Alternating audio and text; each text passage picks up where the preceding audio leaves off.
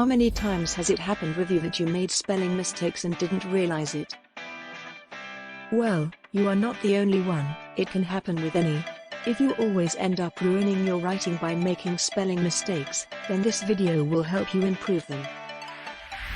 We will first begin with the reasons why you make spelling mistakes and then tell you how to improve them. Let's get started. There are a lot of words that sound the same but they have different meanings and grammatical functions. Such words are phonologically encoded in the same way. Some of the common words are there, and there, whether and weather, and it's and its. Many of us get confused between such words while writing and ultimately put down the wrong version. So, how to avoid making mistakes with homophones? Let's check out. In order to avoid making mistakes with homophones, you should first understand their meanings and learn their correct usage. You should create a mnemonic device to tell 2 or 3 homophones apart.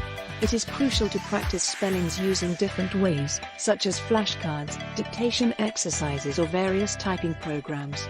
Lastly, you should proofread your work thoroughly to check whether you have used the right word. There are many words in English that are commonly misspelled as 2 words when they should be treated as one and vice versa. The common example is writing a lot as a lot or no one as no one. Writing 2 words as one or one word as 2 is a common mistake that many people make. If you want to make your writing flawless, you should learn which words should stay together and which should be kept apart. If you don't want to make any error in your writing, then you should first understand which words come together as one and which should be written separately. Pull a list of all the confusing words and learn them.